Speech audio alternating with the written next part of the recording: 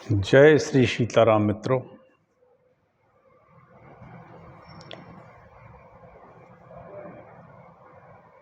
श्रद्धालु सनातन बंधुओं,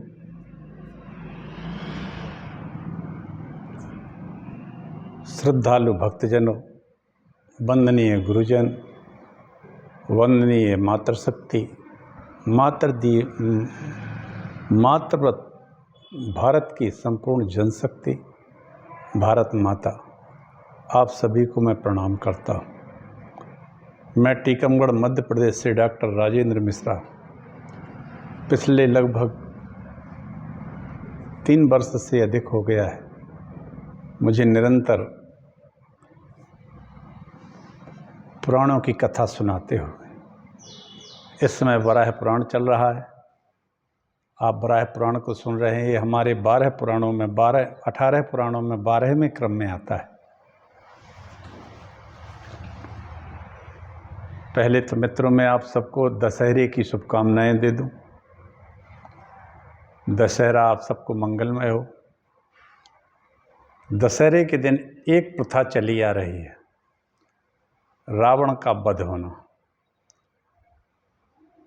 रावण वध, रावण का मरना। ये प्रति वर्ष हर दशहरे पर राम जी को आना पड़ता है रावण वध करने। क्यों? ये प्रतीक है एक लाइफ स्टाइल का, जीवन शैली का। एक ऐसा व्यक्ति जिसके पास संपूर्ण शक्तियाँ, ऐसा व्यक्ति जिसके संपूर्ण ज्ञान, ऐसा व्यक्ति जिसका साम्राज्य पूरे त्रिलोक में, लेकिन वो अपनी दुष्ट प्रवृत्तियों के कारण जानते हुए पे भी उसको छोड़ नहीं पा रहा है, और इसी का नाम है रावण। ये रावण आजकल संपूर्ण व्यक्तियों के अंदर घुस गया है।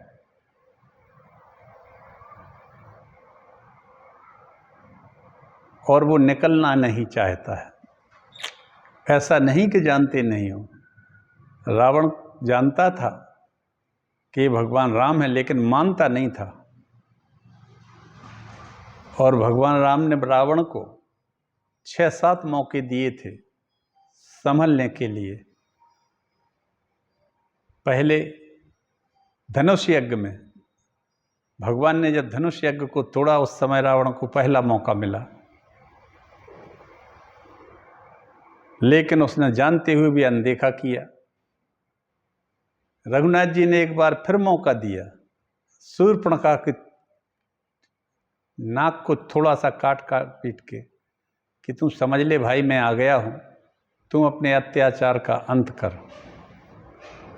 तो जब शक्तिशाली आदमी अत्याचार करने लगता है तो उसको मारने के लिए देव शक्तियाँ आती हैं और संपूर्ण मानव और वानर तक साथ देते हैं। दूसरा मौका मिला, फिर भी रावण ने नहीं समझा। तीसरा फिर भगवान ने मौका दिया, खरदूषण त्रिशरा को मारा। यहाँ वो समझा थोड़ा कि ये भगवान का अवतार हो चुका है, लेकिन इसके बावजूद भी वो नहीं मानता था। भगवान ने चौथा मौका उसको फिर दिया, मारीच को मारा। मारीच को मारने पर मारीच ने कहा था कि रावण, ये राम कोई साधारण पुरुष नहीं है, ना राजा के पुत्र है, ये परब्रह्म परमात्मा है, इसलिए तुम समझ जाओ। लेकिन रावण है कि वो मानने को तैयार नहीं है। मित्रों, आज हमारे समाज की स्थिति यही है, प्रत्येक व्यक्ति की स्थिति है। संपूर्ण संपन्नता आने के बावजूद, ज्ञान आने के बावजूद हम सुधरने का नाम नहीं लेते हैं। परमात्मा हमें बार बार मौका देता है संभलने का और सुधरने का, लेकिन नहीं सुधरते हैं। और रावण नहीं सुधरा, सो नहीं सुधरा। फिर भगवान ने उसको 5वां मौका फिर दिया। 4 मौके हो गए, 5वां मौका फिर दिया, और वो दिया हनुमान जी के रूप में लंका को भेजा गया। इस बीच उसने सीता का हरण भी कर लिया, और भगवान ने हनुमान जी को भेजकर उसकी लंका को जला दिया। लेकिन उसको बचा दिया कि अभी भी समझ जा। फिर भी रावण नहीं चेत रहा है। अंत में छठवां मौका भगवान ने रामेश्वर की स्थापना की और स्थापना करने के बाद ये मौका दिया कि देख भाई, मैं तेरे गुरु की मैं स्थापना करता हूँ, शायद तू गुरु भाई समझ के ही अपने आप को बदल ले। रावण फिर भी नहीं बदला। अब 7वीं बार अंगद जी को भेजा गया समझौता करने के लिए, लेकिन रावण ने अंगद जी को भेजने के बावजूद भी उसने नहीं माना। अंगद जी ने आखिरकार कहा, कौल काम बस कृपण विमूढ़ा, अति दरिद्र अति कृश अति बूढ़ा, सदा रोग वश संतत क्रोधी, विष्णु विमुख श्रुति संत विरोधी, निज पोषक निंदक अग खानी, 1400 सम जीवत प्राणी। ये 14 व्यक्ति मरे हुए के समान होते हैं रावण। ये हमारे लंका कांड में आता है, पढ़िए, बहुत अच्छा है प्रसंग। और ये रावण कहते हैं बुराई का प्रतीक है, ये है। अरे ये एक लाइफ स्टाइल, एक जीने की कला है, और ये दुष्टता की कला है, और ये रावण जैसा ही जीता था। आज भी निशाचर दुष्टता वाले लोग बहुत अधिक पैदा हो गए हैं, और शूर्पणखा जैसी औरतें भी पैदा हो गई हैं जो 24 घंटे प्राण लिए हैं पूरे परिवार का और पूरे देश का। मित्रों, राम जी को हर बार आना पड़ता है, और दशहरे को रावण एक पुतले के रूप में हम दहन कर देते हैं, लेकिन वो पुतला ही दहन कर पाते हैं। रावण तो वास्तव में पूरे समाज में बिखर गया है, हर घर में पहुंच गया है, हर अंदर जीव के, हर पुरुष जीव जगत के अंदर, खास तौर पे मानव के अंदर तो रावण बिल्कुल पूरी तरह से डटा हुआ है। और वो कितने हरण हो रहे हैं आजकल, कितने आगजनी हो रही है, कितनी मारकाट हो रही है, कहीं रेलें पटक रहे हैं, कहीं कुछ हो रहा है, कहीं कुछ हो रहा है। ये रावण ही है जो सबके अंदर घुस गया है। और राम जी मर्यादा पुरुषोत्तम है। आए भगवान आज एक प्रतीकात्मक उसको मार के चले जाएंगे। रावण मरेगा जब भगवान राम जैसा आचरण आदमी करने लगेंगे, मर्यादा पुरुषोत्तम हो जाएंगे। हनुमान जी तो देख के हद कर गए। जब लंका गए तो उन्होंने देखा कई रेस्टोरेंट चल रहे हैं, यहाँ तो एक से एक रेस्टोरेंट, और उन रेस्टोरेंट में क्या चल रहा है, उनमें भैंसे तले जा रहे हैं, कहीं महिष मानुष और कहीं आदमी पकाए जा रहे हैं, मसाले भर भर के। अच्छे अच्छे आदमियों को खा रहे हैं लोग, ये राक्षस। कहीं महिष, कहीं भैंसों को खा रहे हैं, कहीं आदमियों को, मनुष्यों को खा रहे हैं जीवित, कहीं धेनु मतलब कहीं गाय को खाया जा रहा है, कहीं गधों को खाया जा रहा। खर अज निशाचर भक्षहि। वाह, हनुमान जी देख के रह गए कि वो इतना भयानक राक्षसी भोजन, जहाँ महिष भैंसे खाए जा रहे हों, आदमी पकाए जा रहे हों, कहूँ महिष मानुष धेनु, कहीं गायें जिंदा तली जा रही हों। आज भी ऐसा ही हो रहा है मित्रों। गायों को कोई पूछने वाला नहीं है, मार मार के भगा रहे हैं लोग। किसान हैं कितने स्वार्थी हैं कि वो भैंसों को तो रखे हैं, गायों को छोड़ दिया उन्होंने। और याद रखो, गाय एक संवेदनशील प्राणी है जो आशीर्वाद देती है लोगों को, क्योंकि गाय भगवान विष्णु गोलोक धाम से आके यहाँ लाए थे। तो आगे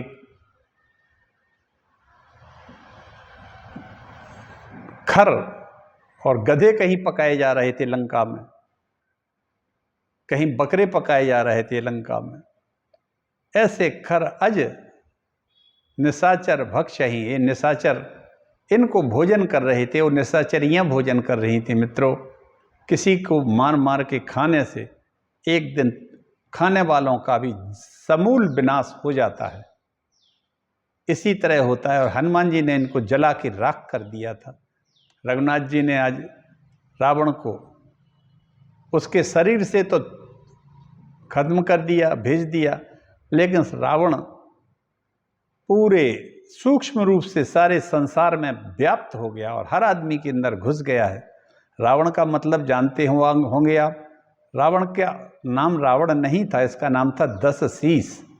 लेकिन जब इसके ये शक्तिशाली हो गया, ताकतवर हो गया, इसने देवताओं को मार गिराया, और जब इसके पास ताकत आके सत्ता आ गई तो ये रावण हो गया। रावण का मतलब होता है जो रोए और रुलाए, दूसरे को भी कष्ट दे और खुद भी कष्ट पाए।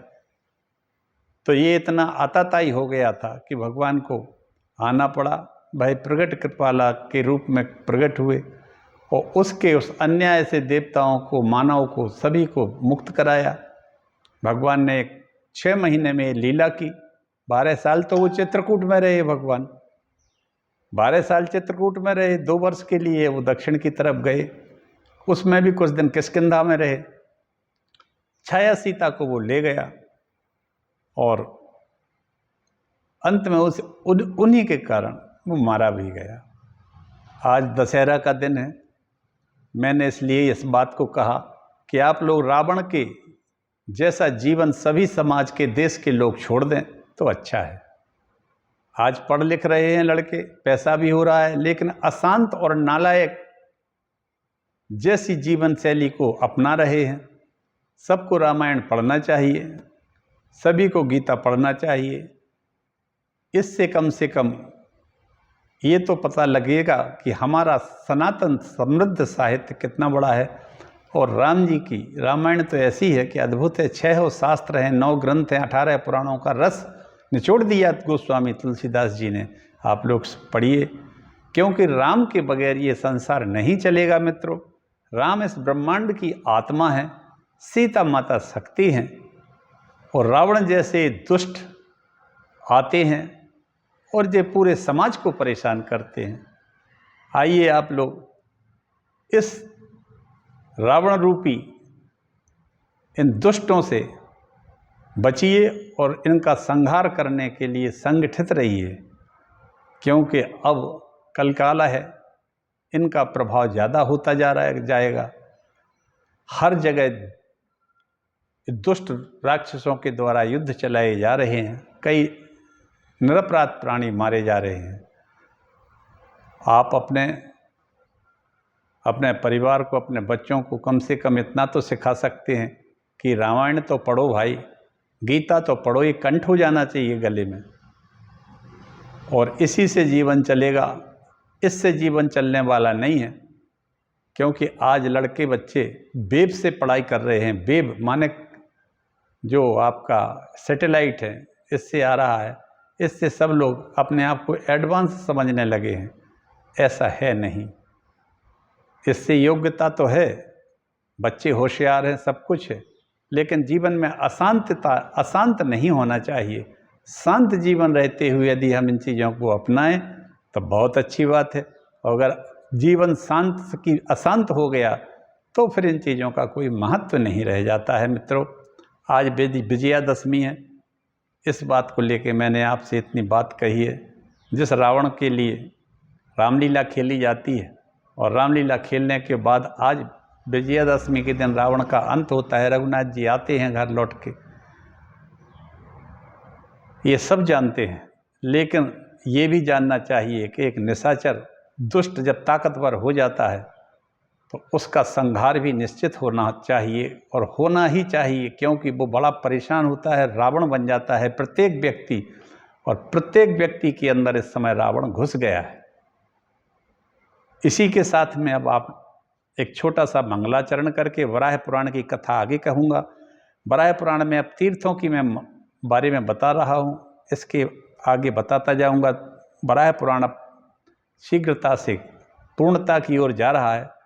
आइए एक छोटा सा मंगलाचरण करते हैं, और मंगलाचरण करने के बाद कथा कहते हैं। हाँ, इसके बीच में मैं इतना ज़रूर कह दूँ कि आज के लड़के बच्चे जितने हैं, वे अपने माता पिता और दादा दादी वगैरह के साथ रहें तो ज़्यादा अच्छा है, क्योंकि इनकी एक पॉजिटिव एनर्जी, एक श्रेष्ठ आशीर्वाद इनको मिलता रहता है, उससे इनका कल्याण होता है।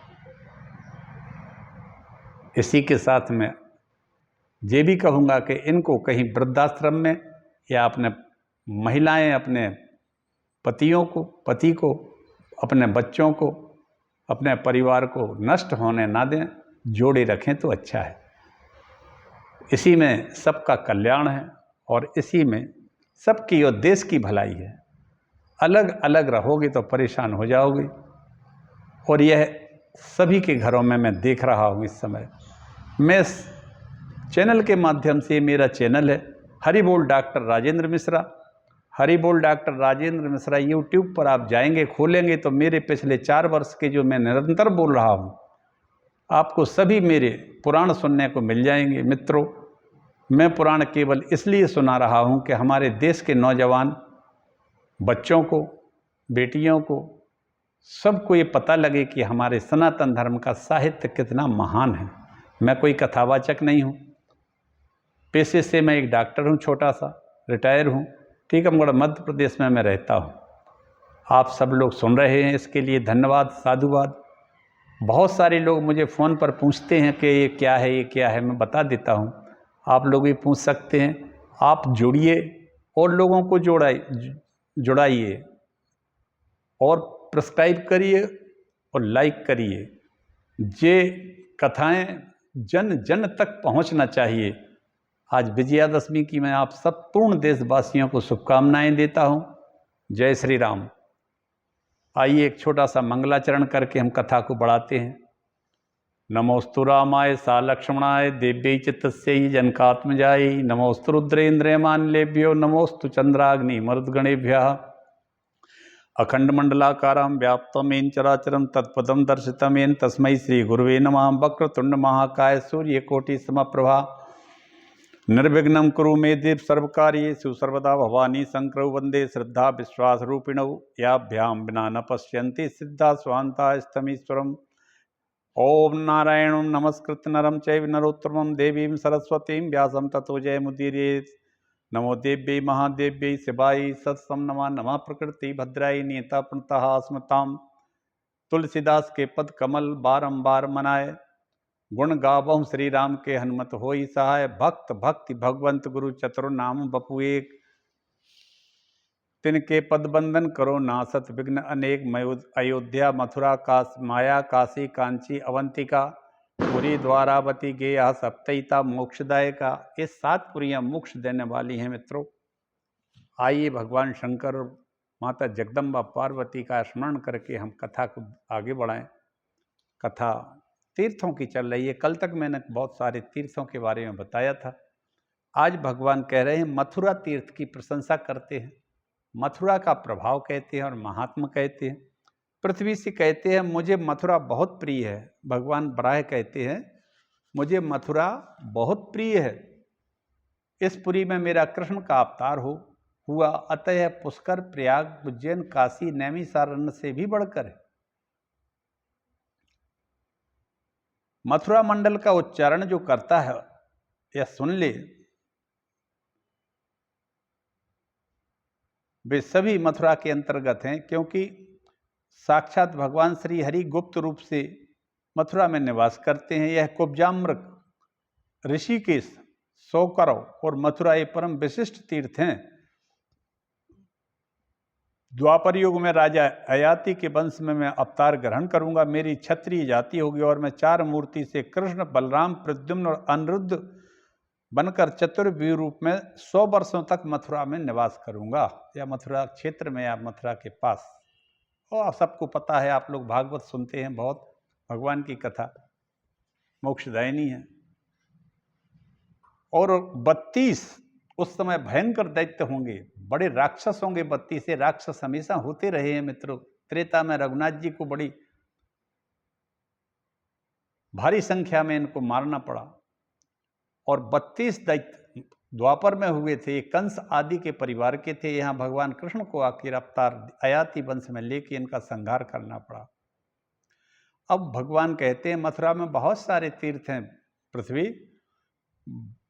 एक विश्रांति नाम का तीर्थ है, एक बिंदुक नाम का तीर्थ है, और एक ब्रह्मदत्त कामपिल्ल है फर्रुखाबाद जिले में। ये बहुत विशिष्ट तीर्थ हैं।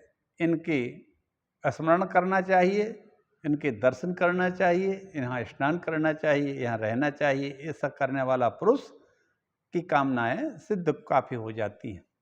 मथुरा, यमुना, अक्रूर तीर्थ ये सभी मथुरा क्षेत्र में हैं। इनके बड़े बड़े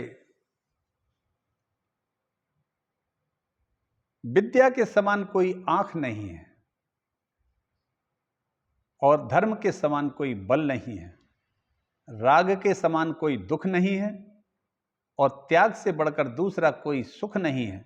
संसार का संग्रह करने वालों की अपेक्षा त्यागी पुरुष सदैव श्रेष्ठ माना जाता है। ऐसा भगवान की इस कथा में आ रहा है। विद्या के समान कोई आंख नहीं, विद्या सर्वश्रेष्ठ है इसलिए क्योंकि सब कुछ छोड़ के चला जाए, लेकिन विद्या आपका साथ नहीं छोड़ती है और उसके द्वारा अपना और अपने आश्रित लोगों का हम ध्यान कर सकते हैं, भरण पोषण भी कर सकते हैं। तो विद्या के समान आंख नहीं, धर्म के समान कोई बल नहीं और राग के समान, ईर्ष्या के समान कोई दुख नहीं है। इसलिए कभी ईर्ष्या नहीं करना चाहिए किसी से, कोई कितना बड़ा बन जाए और अच्छी बात है, और सबको अच्छा स्वस्थ और बड़ा होना चाहिए। और त्याग से बढ़कर कोई अपने, आजकल त्याग कहाँ रहा है, भाई भाई को खा रहा है, एक भाई दूसरे भाई की को प्रॉपर्टी ही खा जाए। ये तो मैंने अपने ही घर में देख लिया है। हमारे घर में ही हमारे चाचा और पिताजी वगैरह में एक सज्जन सब पूरी जायदाद लेके उड़ गए और पिताजी को उनके सगे भाइयों ने ही घर से बाहर निकाल दिया। बहुत छोटी सी जगह देखे जिसमें हम लोगों का भरण पोषण ही मुश्किल हो जाता। और यह स्थिति मैं करीब करीब लगभग हर घर में देख रहा हूं, एक आध घर छोटा हो तो छोटा हो। कैसे रामकृष्ण, कैसे राम बलराम, कैसे राम लक्ष्मण भरत शत्रुघ्न जैसे भाई हमारे धर्म साहित्यों में श्रेष्ठ आचरण, श्रेष्ठ चरित्र हुए हैं, ऐसे चरित्र हमें अब दिखाई नहीं देते हैं मित्रों। या हैं तो कम होंगे, हमें पता नहीं। बड़े बड़े पदों पर रहने वाले लोग भी अपने भाइयों को शत्रुवत व्यवहार करते हैं, अच्छा व्यवहार नहीं कर, देखते ही नहीं है। औरतों का तो पूछो ही मत, वो तो बिल्कुल जैसे समझो जैसे शूर्पणखा जैसी घूम रही हैं, उच्छृंखल स्थिति में खाए जाती हैं एक दूसरे को। तो विद्या के समान बल नहीं, राग के समान दुख नहीं, त्याग से बढ़कर सुख नहीं और संसार का संग्रह करने की अपेक्षा त्यागी पुरुष सदैव श्रेष्ठ माना जाता है। इसलिए अत्यंत, अब कितने ही बड़े भारी, कितने राष्ट्र के सबसे धनाढ्य व्यक्ति क्यों ना हो जाओ, आखिर मरना तो पड़ेगा, और मरना पड़ेगा तो ये सब छूट तो जाएगा। और अंत में वैसे ही जैसे एक भिखारी जल जाता है या मर जाता है, ऐसे ही सबसे बड़े आदमी भी चले जाते हैं। वहां सबकी गति एक जैसी ही है।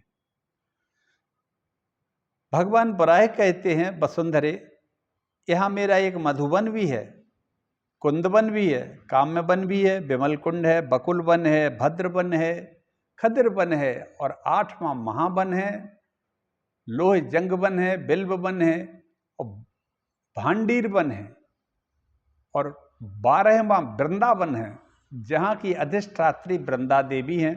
देवी समस्त पापों का संहार करने वाला यह स्थान वृंदावन मुझे बड़ा प्रिय है। वृंदावन जाकर जो गोविंद का दर्शन करता है, उन्हें यमपुरी में कदापि फिर नहीं जाना पड़ता। वाह क्या बात है। लेकिन वृंदावन इस समय है तो वही, यमुना जी भी वही है, भगवान की लीला भी होती होगी, तो भगवान जब कह रहे हैं कि रहते हैं तो वो सत्य है। लेकिन वृंदावन इस समय अत्यंत सघन बस्ती हो गई है, जो ऐसा नहीं होना चाहिए। सरकार जी ने जैसा बनारस को, अयोध्या को किया है, ऐसा ही वृंदावन और मथुरा को करना चाहिए। आदमियों को कष्ट तो होता है, लेकिन आदमियों ने तीर्थों की हालत बहुत खराब कर दी है।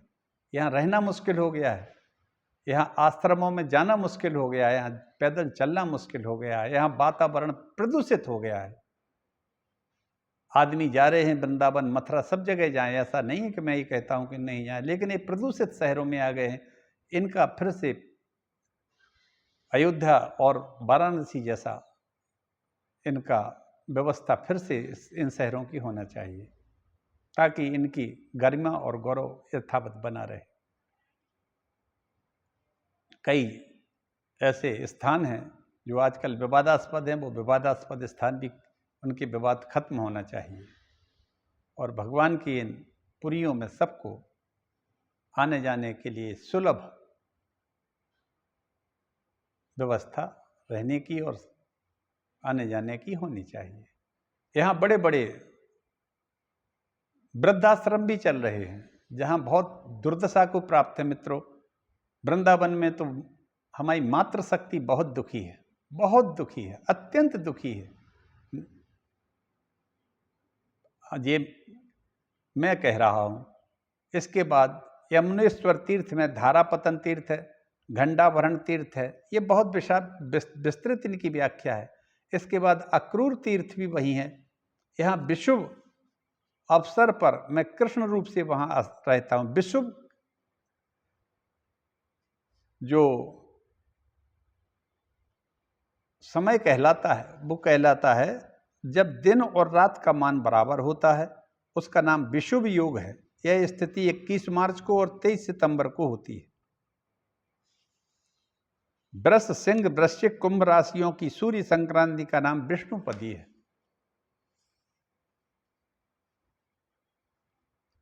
इस तरह से ये तीर्थों का वर्णन है। बड़ा हर तीर्थ का बड़ा लंबा वर्णन और महात्म्य है। बस इतना जरूर है कि यहाँ जाके ओम नमो नारायण, ओम नमो नारायणाय, ओम नमो भगवते वासुदेवाय, ओम नमो भगवते रासमंडलेश्वराय, श्री कृष्णाय नमः इत्यादि मंत्रों से जप करते हुए यहाँ रहना चाहिए। अगर रहने की क्षमता हो, व्यवस्था हो तो ठीक है, नहीं तो आप जहाँ रहती हो वहीं मथुरा मानो अपने आप को, वहीं आप वृंदावन मानो। भगवान सब जगह है, एक जैसे ही है, कोई अलग नहीं है। पृथ्वी ये पूरी भगवान की है, उन्हीं ने पृथ्वी को ला के स्थापित किया था। उसी पृथ्वी को भगवान अपना ये पुराण की कथा सुना रहे हैं। पृथ्वी प्रश्न कर रही है। इस तरह से भगवान कहते हैं कि देवी मैं शंख चक्र गदा पद्म धारण किए भगवान श्री हरि के रूप में सदैव मथुरा में और मथुरा के पूरे क्षेत्रों में रहता हूँ। अब कहते हैं कि मैं मथुरा मंडल के वृंदावन आदि तीर्थ और उसमें स्नान का महत्व का वर्णन करता हूं, वो भी सुन लीजिए। मथुरा मंडल में वत्स क्रीड़न नामक तीर्थ है। यहीं भांडीर वन भी है। यहाँ कई तरह के अच्छे पेड़ लगे हैं, साखू, ताल, तमाल, अर्जुन, इगुंदी, पीपल, करील और कई तरह के वृक्ष। मैं गायों और गोपालों के साथ यहाँ कृष्ण अवतार में क्रीड़ा करता हूँ। यहाँ एक केशी स्थल है। वृंदावन के इसी स्थान पर केशी दैत्य का मैंने वध किया था। इस केशी तीर्थ में पिंडदान करने से गया के पिंडदान जैसा ही समान फल मिल जाता है। वाह! वराह कहते हैं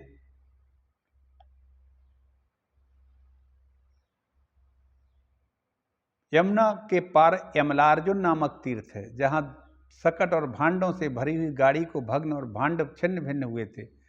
वहाँ स्नान और उपवास करने का बड़ा अनंत फल है। यमलार्जुन, ये भगवान ने बाल लीला की थी उस समय यमलार्जुन में के बीच में इनकी रस्सी फंस गई थी। उससे यमलार्जुन दोनों भर भरा के गिर गए थे और दोनों गंधर्व अपने मुक्त हो गए थे। मथुरा तीर्थ देवी महान है। अनेक नामों वाले बहुत से वन उसकी शोभा बढ़ाते रहते हैं। वहाँ स्नान करने वाला मनुष्य रुद्रलोक में प्रतिष्ठित हो जाता है। मथुरा तीर्थ का प्रादुर्भाव, इसकी प्रदक्षिणा की विधि और महात्म्य, जिसमें जहाँ कहीं भी स्नान कर मानव संपूर्ण पापों से आनंदप्रद रहती है। भारी सैनी के बाद 4 मास के लिए तो मानव 7 दूपों के पुण्यमय तीर्थ मंदिर मथुरा में आ जाते हैं।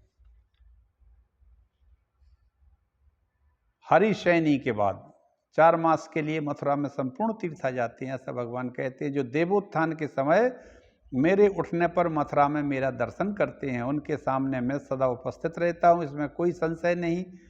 उस समय मेरे कृष्ण रूप के कमल जैसे मुख को देखकर मनुष्य 7 जन्मों के पापों से तत्काल मुक्त हो जाता है।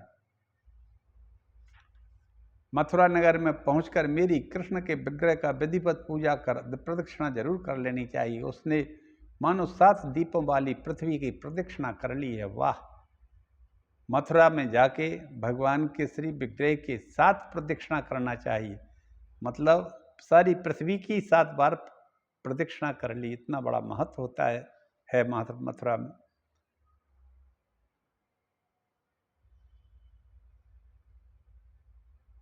बराह महाराज कहते हैं भगवान कि मथुरापुरी को मैंने 10 दिक्पालों और 4 लोकपालों को नियुक्त कर रखा है, जो इसकी रक्षा करते हैं।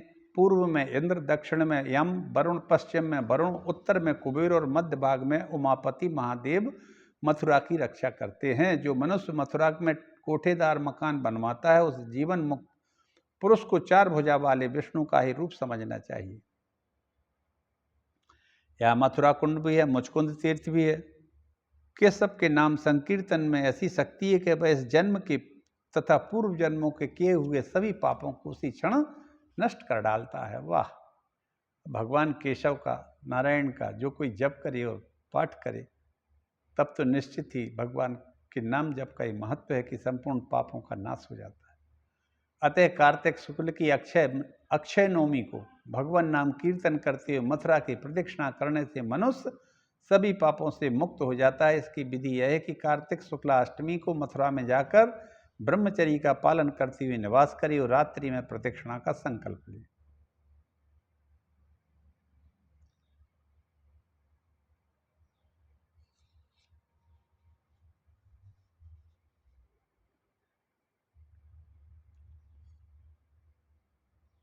हमेशा इस ध्यान करना चाहिए, प्रार्थना करना चाहिए कि भगवान आपने जिस प्रकार भगवान श्री राम की यात्रा में सिद्धि प्रदान की थी, उसी प्रकार मेरी इस परिक्रमा यात्रा में सफलता प्रदान करें। मतलब मथुरा की जो परिक्रमा प्रदक्षिणा करते हैं, राम की यात्रा में जो सिद्धि प्रदान की थी, उसी प्रकार मेरी भी सफलता में सिद्धि प्रदान करें। गणेश्वर, विष्णु, हनुमान जी महाराज कार्तिक विधिपूर्वक फल, माला, दीप आदि के द्वारा पूजन कर यात्रा आरंभ करें।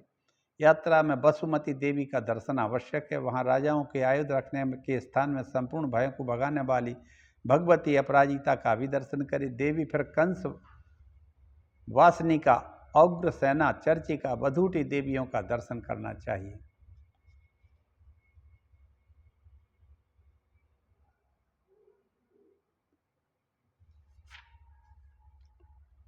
इस तरह मथुरा का बड़ा वर्णन है। मथुरा की परिक्रमा पूर्ण करने वाले मनुष्य को कोई भी देख लेता है तो वह भी पापों से छूट जाता है। कहने का मतलब मथुरा में जो कार्तिक मास में इसका जो परिक्रमा करता है, अगर उसका भी दर्शन कोई दूसरा कर ले तो वह भी पापों से छूट जाता है, और जो परिक्रमा की बात सुनते हैं भी अपराधों से मुक्त होकर परम पद को प्राप्त कर लेते हैं।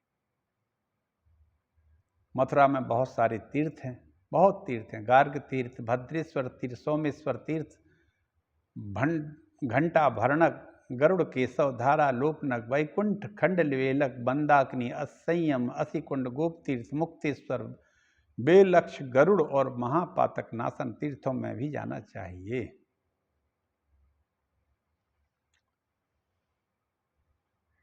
इस मथुरा मंडल में 12 वन हैं। क्रमशः वो हैं, पहला मधुवन है, तालवन है, कुंदवन है, काम्यवन है, बहुवन है, भद्रवन, खदिरवन, महावन, लोहेवन, बिल्ववन, भांडीर वन और वृंदावन। 12 वन हैं यहाँ। इसमें एक चक्र तीर्थ भी है, उसकी बड़ी महिमा है। पहले जम्बूद्वीप की शोभा बढ़ाने वाला महाग्रहोदय नाम से एक प्रसिद्ध उत्तम नगर था। उस दिव्य नगर में एक वेदों का पारगामी प्रतिष्ठित ब्राह्मण रहता था।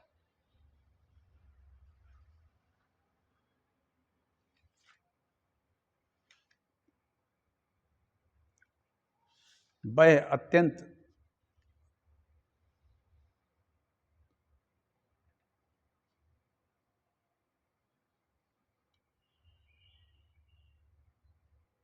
देवी एक समय की बात है, वह अपने पुत्र को शालिग्राम मुक्तिनाथ क्षेत्र को ले गया और निवास किया। कल्पग्राम में वह रहता था, जाता था और उसकी प्रशंसा भी करता था। एक बार वह वहां जाना, कल्पग्राम में सिद्ध ही रह जाते हैं, सभी लोग नहीं जा सकते। फिर भी वही आत्मयोग की शक्ति उसको सुलभ थी। वह उसके सहारे पुत्र के साथ वहां चला गया। कल्पराम पहुंचता है। वृद्धावस्था थी तो मरने का निश्चय उस धर्मात्मा ब्राह्मण ने अपने स्वेग पुत्र को सामने बुलाया और कहा, वत्स मुझे गंगा तट के पर ले चलो। पुत्र ने उसे गंगा के किनारे पहुंचाया और वह भी अपने पिता के प्रति अपार श्रद्धा भक्ति के कारण वहीं उसके पास रहने लगा। भद्रे एक दिन वह कान्यकुब्ज देश के निवासी उस सिद्ध पुरुष के घर वह ब्राह्मण कुमार भोजन लेने गया। उस दिन से ब्राह्मण कुमार ने स्वागत सत्कार किया और न्यायपूर्वक अर्चन करने के पश्चात उसके साथ अपनी कन्या का विवाह भी कर दिया।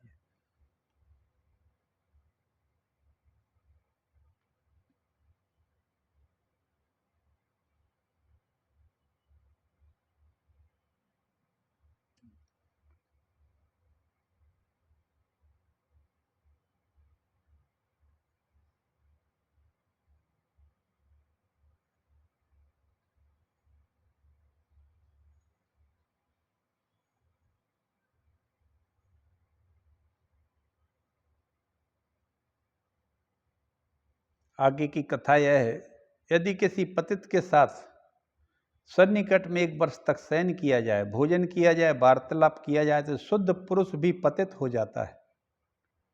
वाह! यदि किसी पतित माने गिरे हुए व्यक्ति के साथ 1 वर्ष तक सोया जाए या रहा जाए, भोजन का किया जाए और वार्तालाप किया जाए तो शुद्ध पुरुष भी पतित हो जाता है। अतएव अब मेरे घर पर तुम्हारे रहने के लिए कोई स्थान नहीं है। ससुर की यह बात सुनकर जमाता ने कहा, सुब्रत, जब आपने मेरा परित्याग कर ही दिया है तो अब मेरे लिए कौन सा प्रायश्चित है। ये इसी बच्चे की बात हो रही है जिसकी शादी वहां एक सिद्ध पुरुष ने कर दी थी। तो उन्होंने कहा, चक्र तीर्थ में जाओ और स्नान करो, वहीं रहो, न किसी के घर से भिक्षा मांगना, न कहीं अन्यत्र ही जाना। इस तरह वो इसका कई पापों से वो मुक्त हो गया। कल्पग्राम की अपेक्षा भी 100 गुना फल मिल जाता है। वसुंधरे चक्र तीर्थ ऐसा ही है। सेवन से समग्र सर्व कल्पग्राम के 100 गुना तीर्थ फल मिलता है। एक दिन वहां उपवास करने पर मनुष्य का ब्रह्म हत्या से भी उद्धार हो जाता है। इस तरह से चक्र तीर्थ का महात्म भगवान श्री कृष्ण ने कहा। और इसी के साथ मैं अब अपनी वाणी को विराम देता हूं। मित्रों, ये कल आगे की कथा कहूँगा। कपिल वराह का महात्मा आएगा अगला। इस तरह 162 अध्याय पूरे हो चुके हैं। अब धीरे धीरे आगे बढ़ रहे हैं और कपिल वराह के बारे में मैं अन्नकूट गोवर्धन पर्वत की परिक्रमा का प्रभाव कहूँगा कल।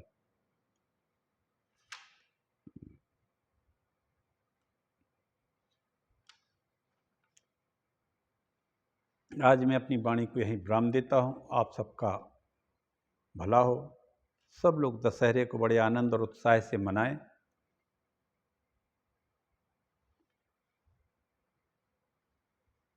इसी के साथ मैं आपसे आज्ञा मांगूंगा, चाहता हूँ।